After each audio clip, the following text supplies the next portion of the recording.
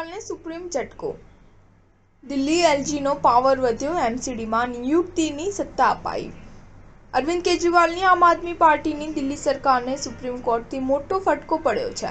વાસ્તવમાં સુપ્રીમ કોર્ટે આમ આદમી પાર્ટીની આગેવાનીવાળી દિલ્હી સરકારની અરજી પર પોતાનો ચુકાદો આપ્યો છે, જેમાં લેફ્ટનન્ટ ગવર્નર વીકે સક્સેનાએ રાજ્ય કેબિનેટની સલાહ લીધા વિના દિલ્હી મ્યુનિસિપલ કોર્પોરેશનમાં 10 એલ્ડરમેનોની નિમણૂક કરી હોવાનું જણાવાયું છે। આમ આદમી પાર્ટીને સુપ્રીમ કોર્ટ તરફથી મોટો ઝટકો લાગ્યો છે। સુપ્રીમ કોર્ટે દિલ્હી સરકારની અરજી ફગાવી દીધી હતી। દિલ્હી સરકારે કહ્યું કે એલજીએ તેમની સાથે સલાહ લીધા વિના મનસ્વી રીતે તેમની નિમણૂક કરી છે।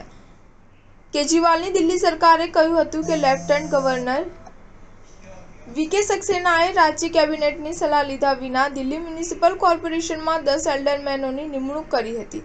જોકે હવે આજે સુપ્રીમ કોર્ટે ચુકાદો આપ્યો હતો કે દિલ્હીના લેફ્ટનન્ટ ગવર્નરે દિલ્હી સરકારની મદદ અને સલાહ વિના દિલ્હી મ્યુનિસિપલ કોર્પોરેશનમાં એલ્ડરમેનને નોમિનેટ કરવાની સત્તા છે।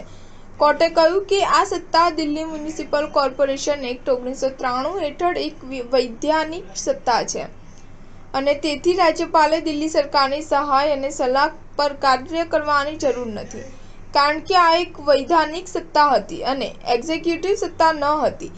તેથી એલજી પાસે દિલ્હી સરકારની સહાય અને સલાહ પર પણ વૈધાનિક આદેશો અનુસાર કાર્ય કરવાની અપેક્ષા હતી।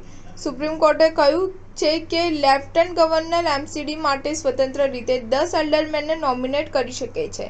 આ સંસદ દ્વારા બનાવવામાં આવેલ કાયદો છે। તે એલજી દ્વારા કરવામાં આવતા કાયદા મુજબ તેના વિવેક બુદ્ધિનો સંતોષે છે અને તે કલમ 239ના અપવાદ હેઠળ છે। તે 1993ના ડીએમસી કાયદો હતો, જેણે સૌપ્રથમ એલજીને અગાઉથી નોમિનેટ કરવાની સત્તા પ્રદાન કરી હતી અને આ કોઈ અવકાશમાં નથી। સ્ટાર ન્યૂઝ 7 હંમેશા સચ્ચાઈની સાથે।